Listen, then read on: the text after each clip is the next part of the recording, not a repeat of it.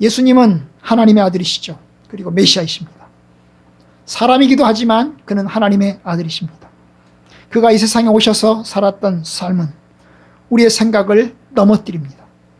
그는 매우 레디컬합니다. 매우 급진적입니다.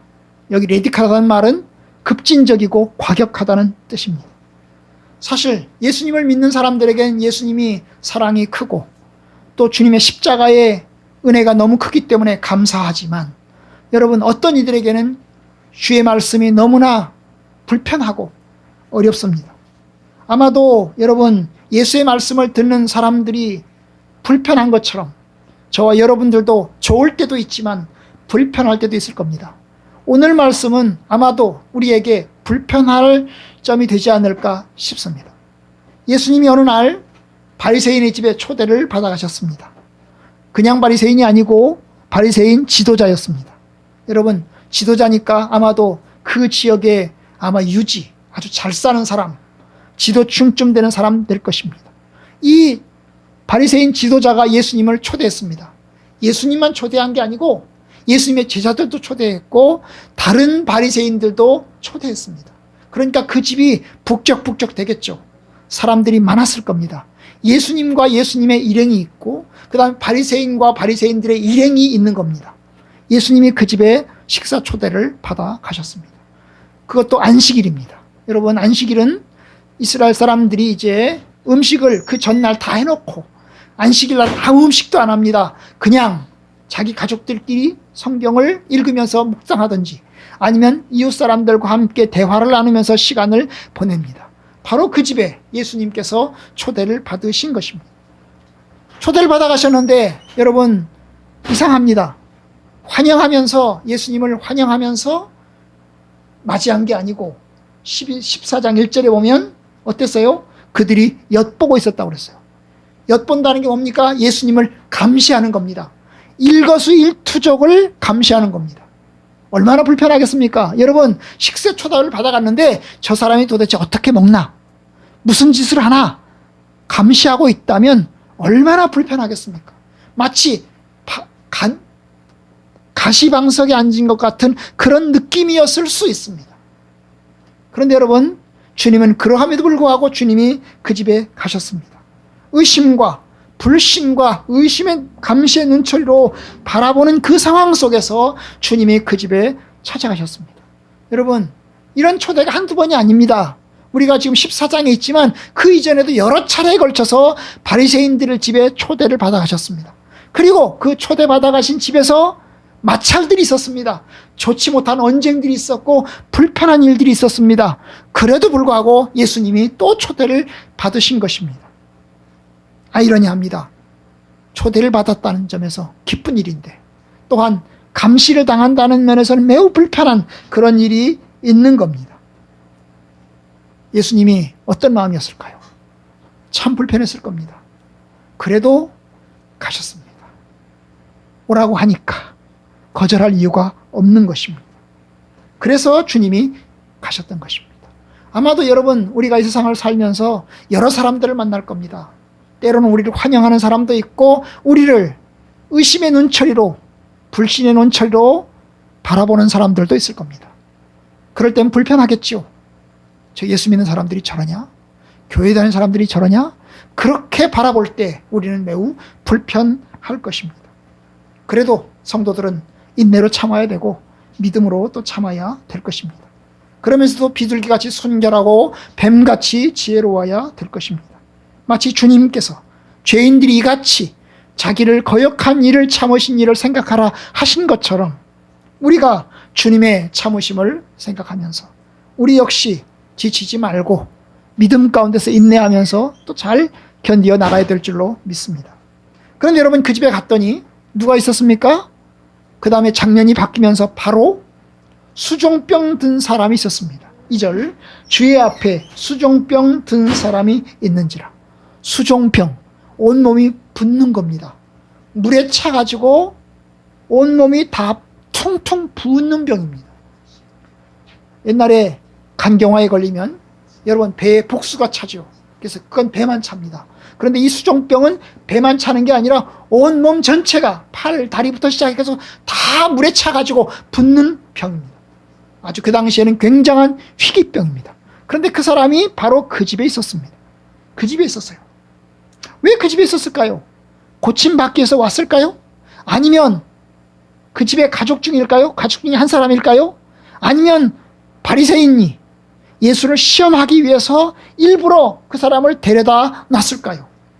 우리는 잘 모릅니다. 그런데 어쨌든 주의 앞에 수종병을 병든 사람이, 환자가 거기에 있었습니다. 그 사람의 입장에서는, 이 수종병 든 사람의 입장에서는, 환자 입장에서는 굉장히 불편하고 굉장히 어려운 일이었습니다. 정말 고침받고 싶었을 것입니다. 그렇죠? 고침받고 싶었을 겁니다. 이미 예수님께서 많은 사람을 고쳤다는 소문이 들리는 중에 자기도 고침받고, 길가에서 이루어지는 일이 아니고 바리새인의 집에서 바리새인이 예수님을 의심의 눈초리로 바라보는 그런 상황 속에서 이 사람이 있으니 이 사람도 역시 좀 불편했을 것이라고 생각이 듭니다.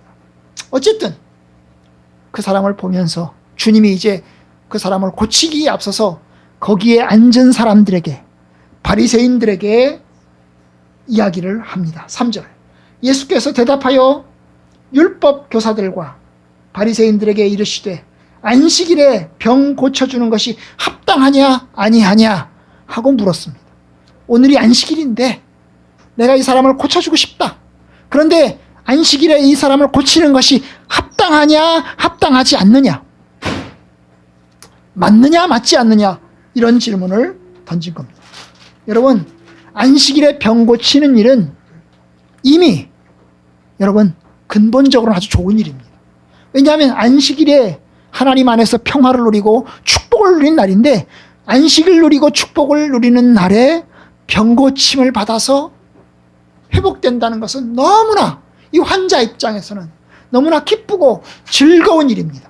하나님의 복을 받는 날입니다. 그러니 질병의 치유를 받고 고침을 받는 거잖아요. 그런데 여러분, 바리새인들의 입장에서 볼 때는 불편할 수 있습니다. 왜냐하면 안식일에는 아무 일도 해서는 안 됩니다. 아무 일도 해서는 안 됩니다. 그러니까 여러분, 그런 면에서는 바리새인들 입장에서는 불편할 수 있어요. 그래서 묻는 겁니다. 합당하냐 합당하지 않느냐. 여러분, 이미 예수님은 안식일에 병을 고친 적이 있습니다. 6장에서 그리고 13장에서, 누가복음 6장과 누가복음 13장에서 이미 예수님은 안식일에 병을 고쳤습니다. 6장에서는 손 마른 사람을 고쳤습니다. 13장에서는 18년 동안 귀신 들려가지고 펴지 못하는 사람, 구부리고 사는 사람을 주님께서 고친 일이 있습니다.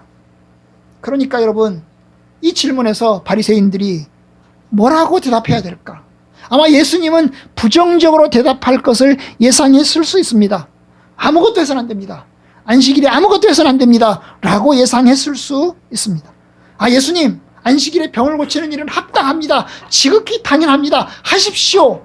이런 대답은 기대하지 않았을 겁니다.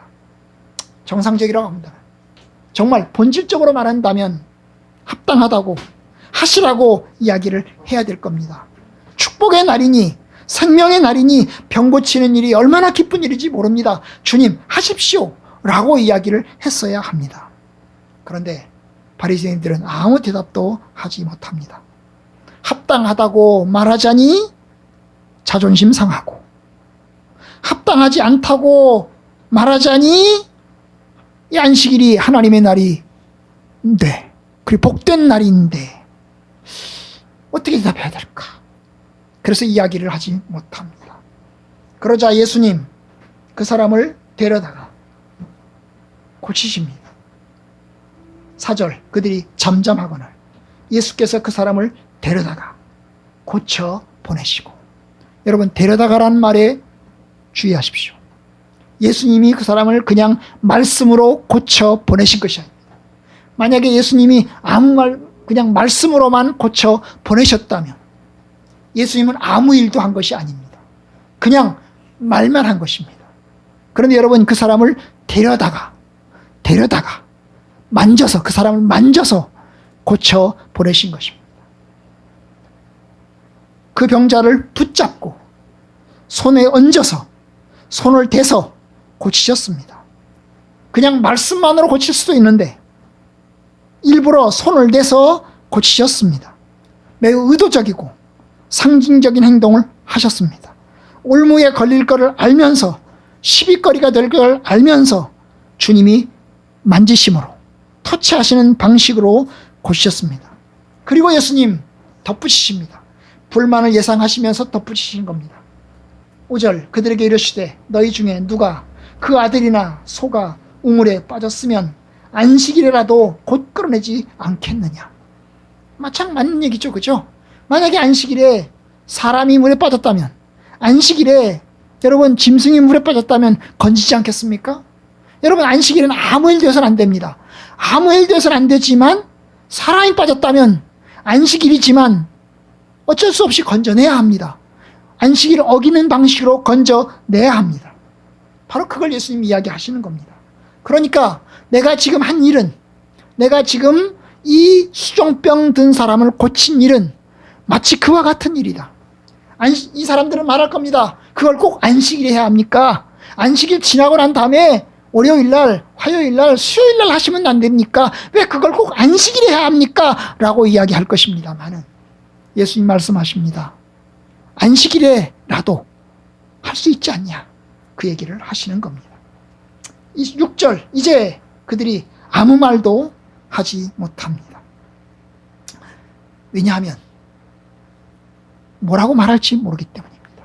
뭐라고 말할까 그들이 생각하지 못하기 때문에 아무 말도 못하는 겁니다. 어쨌든 주님께서 안식일에 수종병 든 사람을 고쳤습니다. 바리새인들의 입장에서 볼 때는 매우 불편하고 매우 어려운 그런 일이었습니다. 예수님이 이 일을 하시고 난 다음에 이어집니다. 7절 청함을 받은 사람들이 높은 자리 택함을 보시고 그들에게 비유로 말씀하여 이르시되, 이제 예수님이 이제 또 하나를 바라보시는 겁니다. 그게 뭡니까? 바로 사람들을 보는 겁니다. 청함을 받아온 사람들이 높은 자리에 앉으려고 하는 걸 보면서 아마도 여기 청함을 받은 사람들은 바리새인들과 율법 교사들을 이야기할 겁니다. 여러분 이스라엘 나라에서 식사는 사람들을 초대하면 디귿자로 식탁을 놓습니다. 디귿자로 식탁을 놓아요. 그리고 어떻게 합니까? 주인은 가운데 자리에 앉습니다. 이 디귿자의 가운데 자리에 앉습니다. 그리고 이제 어떻게 합니까? 사람들이 양쪽으로 둘러 앉습니다. 그러면 심부름하는 사람들은 가운데 식탁 가운데로 이쪽 저쪽 식탁 가운데로 와서 물건을 대주고 이제 갑니다. 그러면 이제 뭡니까? 주인이 여기에 앉아 있습니다. 그러면 식사 초대를 받아왔는데 서로 누구 옆에? 초대받은 사람 옆에 앉고 싶은 겁니다. 초대받은 사람 옆에 앉고 싶은 겁니다. 그 사람이 귀하면 귀할수록 이 초대한 사람이 아주 고위층이고 그 다음에 지도자이기 때문에 그 사람 옆에 서로 앉고 싶은 겁니다. 잘 보이고 싶은 거죠. 여러분 당연하지 않겠습니까? 그 사람과 좀 더 가까이 앉아야 그 사람과 좀 몇 마디라도 좀 할 수 있을 것이고, 그리고 그 사람과 좀 더 얼굴을 잘 보여야 혹시 자기가 출세하는 일에도 좀 도움되지 않겠습니까? 만약에 식사 초대 받아가지고 왔는데 저 구석에 앉아 있으면 그 사람하고 얘기할 기회가 없지 않습니까? 그래서 사람들이 서로 초대받아 와서는 서로 가까운 자리에 앉고 싶어 하는 겁니다. 바로 예수님이 그 장면을 보시고 이제 이야기를 합니다. 뭐라고 얘기합니까? 8절 네가 누구에게나 혼인잔치에 청을 받았을 때에 높은 자리에 앉지 마라. 그렇지 않으면 너보다 더 높은 사람이 청함을 받은 경우에 너와 그를 청한 자가 와서 너더러 이 사람에게 자리를 내줄 하리니 그때에 내가 부끄러워 끝자리로 가게 되리라. 10절 청함을 받았을 때 차라리 가서 끝자리에 앉아 있으라. 그러면 너를 청한 자가 와서 너더러 벗이어 올라 앉으라 하리니 그때에야 함께 앉은 모든 사람 앞에서 영광이 되리라. 예수님 말씀, 너희들이 초대를 받으면 어디 앉으라고요? 끝자리에 앉으라고. 높은 자리에, 더 높은 자리에 앉으려고 애쓰지 말고 끝자리에 앉으라고 이야기합니다. 혹시 너희들이 잔치집에 초대를 받으면 어디 앉으라고요? 끝자리에 저 멀찍이 앉아 있으라. 가까이 가서 이 주인 옆에 가서 앉으려고 노력하지 말고 끝자리에 앉아 있어라 라고 이야기를 합니다. 그러면서 주님 말씀하십니다. 11절, 무릇 자기를 높이는 자는 낮아지고 자기를 낮추는 자는 높아지리라. 여러분, 상석을 결정하는 것은 누가 합니까? 주인이 하는 겁니다. 멀리 끝자리에 앉아 있어도 그 사람이 귀한 사람이면 여기 오십시오, 올라오십시오, 이쪽에 와서 앉으세요, 이렇게 할 것이고, 만약에 그 사람이 귀한 사람이 아니면 부르지 않을 겁니다. 그죠? 만약에 내가 주인 옆에 앉고 싶어서 내가 가까이 가서 여기 바로 옆에 앉아 있었다 할지라도 그 사람이 귀한 사람이 아니면 그 사람 보고 저 내려가십시오, 다른 사람이 와야 되겠습니다 라고 할 수 있다고 이야기를 하시는 겁니다. 신분이 높은 사람이기 때문에 그 사람에게 잘 보이고 싶어서 가까이 앉으려고 노력하는데 그것이 우리의 본성이고 우리의 노력인데도, 그런데 주님은 이러한 행태에 대해서 이야기합니다. 초대받으면 멀리 앉아 있어라, 저 멀찍이 앉아 있어라, 끝자리에 가서 앉아 있어라 라고 이야기합니다. 아까 말씀드렸지만 상석을 결정하는 것은 손님이 아니고 주인입니다. 주인이 사람들을 초대했기 때문에 누구를 상석에 앉을지 결정합니다. 하나님의 나라, 영광이 그런 것입니다. 여러분, 하나님이 주셔야 영광을 얻습니다. 내가 높인다고 해서 높아지는 게 아니고 하나님이 주셔야 하는 겁니다. 하나님이 높이셔야 높아지는 겁니다. 무릇 자기를 높이는 자는 낮아지고 자기를 낮추는 자가 높아지리라. 결국 겸손하라는 것입니다. 교만함은 부끄러움을 가져올 것이며 그리고 추락을 가져올 것이다. 반면 겸손함은 영광과 존귀를 얻게 될 것이다. 이것이 주님의 말씀입니다. 이것은 예수님 이전에 구약 시대에도, 구약 성경에서도 그 말을 했습니다. 마음의 교만은 멸망의 선봉이요 겸손은 존귀의 앞잡이니라. 사람이 교만하면 낮아지게 되겠고 마음이 겸손하면 영예를 얻으리라. 하나님 말씀에 일관되게 얘기한 것은 겸손하라, 겸손하라. 우리 시대는 자기 PR 시대입니다. 자기 능력을 나타내고 자기를 힘있게 드러내는 시대입니다. 말 잘하는 사람이 힘을 얻는 시대입니다. 그래서 말을 잘해야 합니다. 목사도 말을 잘해야 사람들이 모입니다. 그런데 저는 말을 잘 못해가지고 사람들이 잘 안 옵니다. 근데 여러분, 하나님은 중심을 보십니다. 우리가 잘 알잖아요. 사람은 외모를 보거니와 하나님은 중심을 보느니라. 근데 그걸 반대로 하면요, 하나님은 중심을 보시지만 사람은 외모를 본다는 겁니다. 그래서 제가 주변 사람들에게 말을 많이 들어요. 외모를 잘 가꾸라고. 근데 여러분, 잘 안 됩니다. 이미 제 시대는 끝나가고 있으니까 어쨌든 내게 주신 분량대로 주님을 섬기겠습니다. 겸손하게 주님을 섬기는 것이 우리가 하나님 앞에 서는 길입니다. 예수님의 이야기는 더 이어집니다. 15절, 이제 12절, 예수님이 이제 초대한 사람에게 이야기를 합니다. 아까는 초청받은 사람들에게 이야기를 했는데 이번에는 초대한 사람에게 이야기합니다. 초대한 주인에게 이야기를 합니다. 12절, 네가 점심이나 저녁이나 베풀거든 벗이나 형제나 친척이나 부한 이웃을 청하지 말라. 두렵건대 그 사람들이 너를 도로 청하여 내게 가품이 될까 하노라. 잔치를 베풀거든 차라리 가난한 자들과 몸 불편한 자들과 저는 자들과 맹인들을 청하라. 그리하면 그들이 갚을 것이 없으므로 네게 복이 되리니 이는 의인들의 부활 시에 네가 갚음을 받겠음이라. 이 말도 얼마나 우리를 불편하게 하는지 모릅니다. 우리가 하는 상식을 벗어납니다. 우리는 사람들을 초대할 때 친구나 형제나 친척이나 부한 이웃을 초청합니다. 그런데 주님은 말씀하십니다. 차라리 가난한 사람, 몸 불편한 사람, 저는 사람, 맹인들을 청하라. 왜요? 그들은 갚지 못할 사람들이다. 벗이나 형제나 친척이나 부한 사람들은 우리가 초대하면 그 사람들도 초대해서 같이 먹을 사람들이다. 충분히 그럴 만한 역량과 능력을 가진 사람들이다. 그런데 가난한 사람들은 너에게 초대하지 못한다. 너를 갚지 못한다. 그 대신에 뭐 할까? 그들은 기도할 거다. 하나님, 내가 얻어먹었습니다. 내가 얻어먹었으니 이 사람을 축복해 주세요. 그러면 누가 갚는다는 겁니까? 하나님이 갚으신다는 겁니다. 언제 갚는다는 겁니까? 마지막 날에 갚는다는 겁니다. 14절, 이는 의인들의 부활 시에 내가 갚음을 받겠습니다. 지금 받는다는 게 아니고 이 세상을 살아갈 때 받는다는 게 아니고 마지막 날에, 부활의 날에, 하나님의 날에 하나님이 갚으신다는 겁니다. 여러분, 예수님께서 이렇게 말씀하시는 이유는 하나님이 갚으심을 믿기 때문입니다. 하나님이 살아계시고 마지막 날에 있음을 믿고 하나님이 마지막 날에 상 주시는 것을 믿기 때문입니다.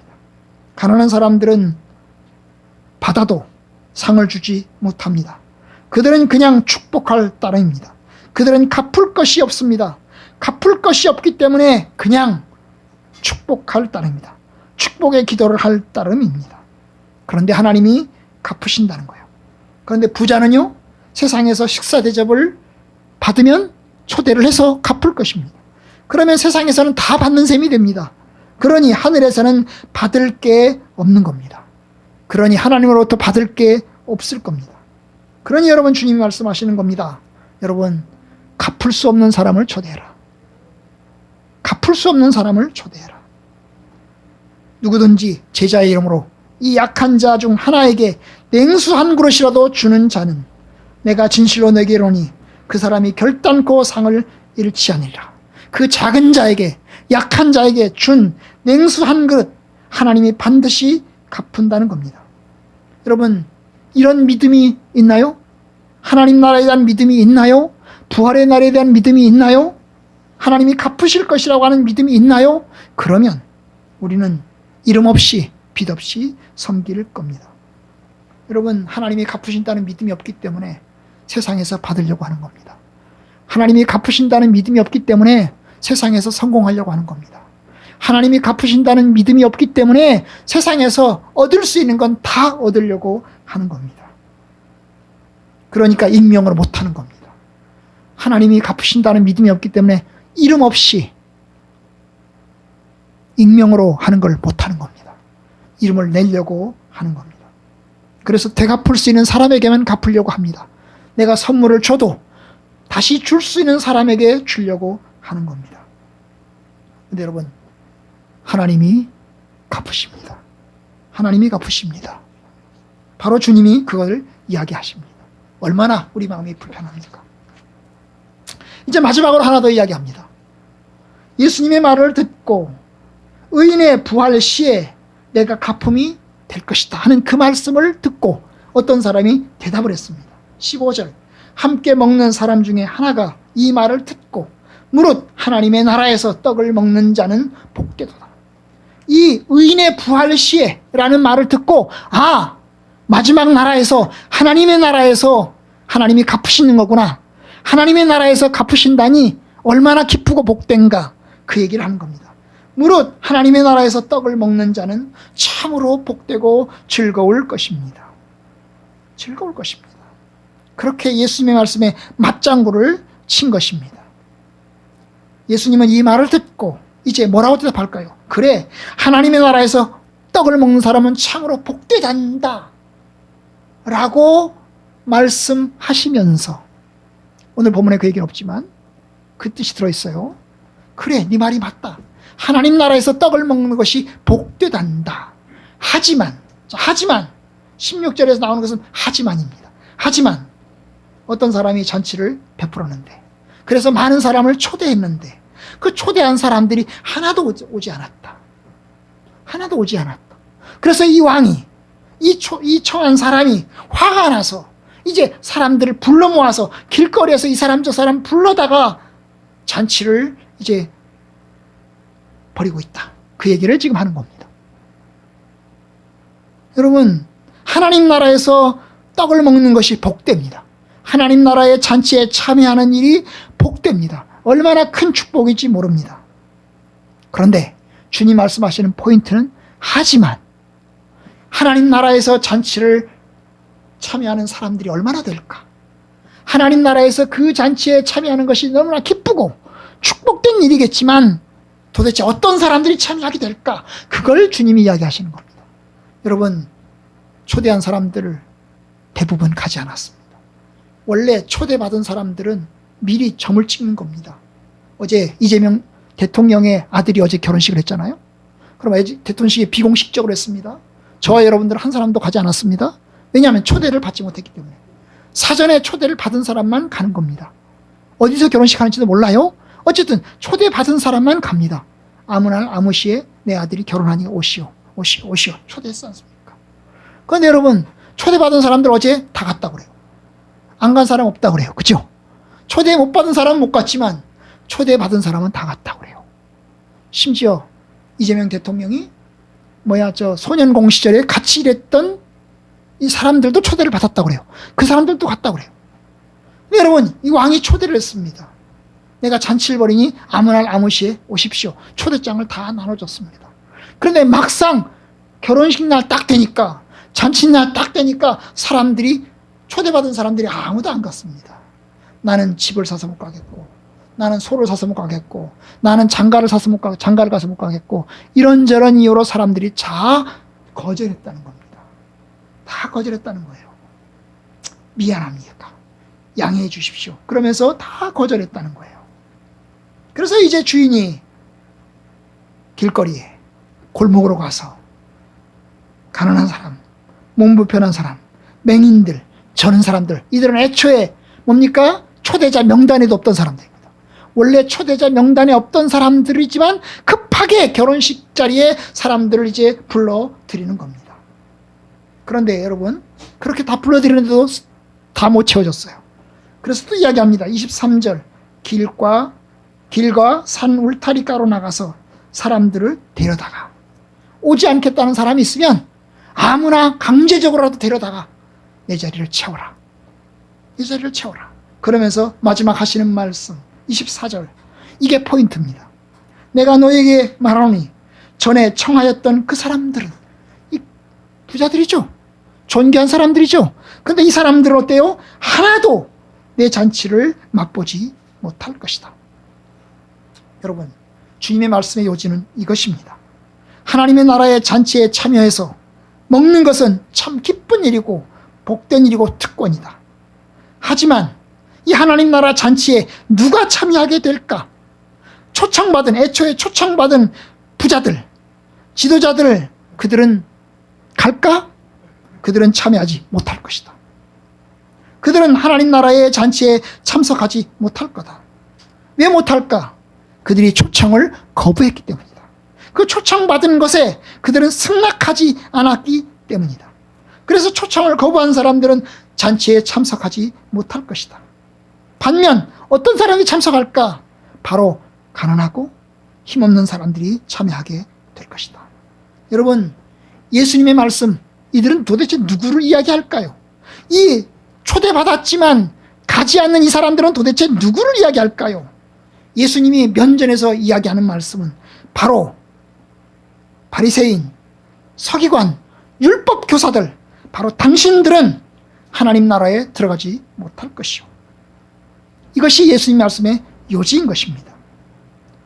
초대받은 사람들은 하나도 가지 못하고 초대받지 않은 사람들은 참석하게 된다는 겁니다.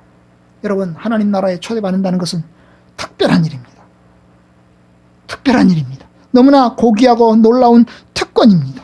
그런데 너희들은 들어가지 못할 것이다. 하나님 나라의 잔치에 참여하는 것이 너무나 기쁜 일이고 축복받은 일이긴 하지만 도대체 누가 참석할까? 어떤 사람들이 참석할까? 그런데 대다수 사람들은 참석하지 못할 것이다. 이것이 예수의 말씀의 요지입니다. 이 말씀을 들은 이 바리새인들, 율법교사들 기분이 좋았을까요? 아마 마음이 매우 불편했을 겁니다. 매우 불편했을 겁니다. 이것이 저와 여러분들에게 가르치는 것이 뭘까요? 여러분, 하나님의 나라는, 하나님 나라의 잔치는 여러분 기쁨의 나라입니다. 회복의 나라입니다. 하나님의 나라에 참여하는 것은 기쁨이요, 회복입니다. 마치 수종병을 앓은 그 환자가 병고침을 받은 것처럼 하나님 나라에서 축복과 회복과 기쁨을 누릴 것입니다. 하나님 나라에서는 우리의 모든 것이 회복될 것입니다.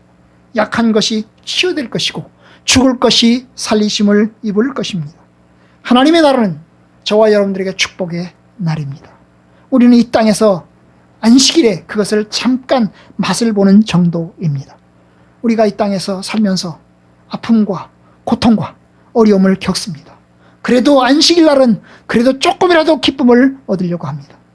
평상시에는 참으로 힘들게 일하고 고통스럽게 일하고 또한 굽실거리면서 일하고 사람들에게 무시를 당하더라도 그래도 하나님 나라에서 주님의 교회에서는 존중받는 겁니다.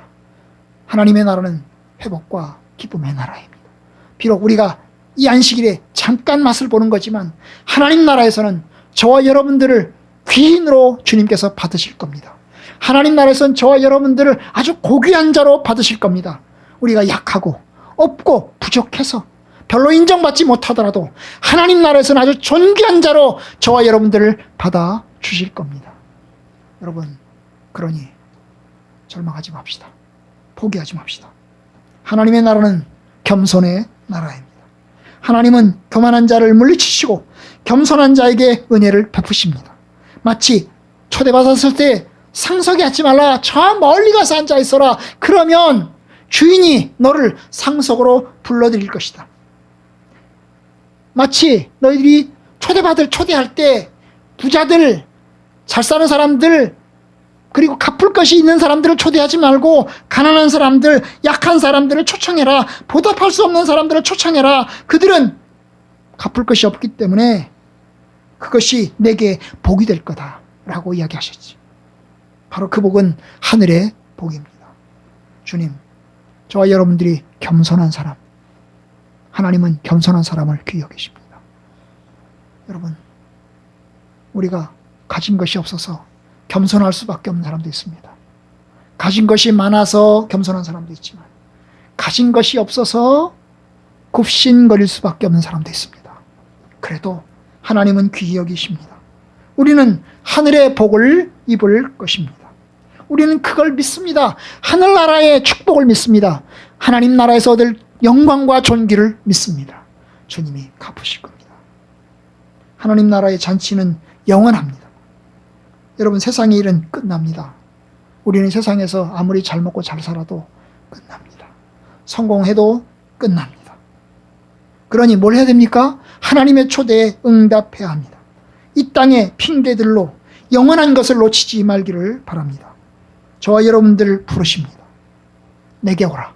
하늘나라의 잔치에 참여하라. 주님이 부르십니다. 그러면 우리가 어떻게 해야 됩니까? 주님의 부르심에 감사하면서 응답해야 합니다. 주님, 나를 부르시니 감사합니다. 내가 응답하겠습니다. 마치 여기 나오는 것처럼 가난한 사람들, 몸 불편한 사람들, 맹인들, 전원자들을 데려오라고 이야기하니까 데려왔어요? 안 데려왔어요? 데려왔죠. 그 사람들이 참석했어요? 안 참석했어요? 참석했죠. 가난한 사람들, 맹인들, 불편한 사람들, 전원 사람들 다 참석을 했습니다. 다 참석을 했어요. 마치 여러분, 주님의 부르심에 응답하는 것이 축복입니다. 하나님의 뜻대로 사는 저와 여러분들 되길 바랍니다. 다시 말씀드립니다. 하나님의 나라는 회복의 나라입니다. 기쁨의 나라입니다.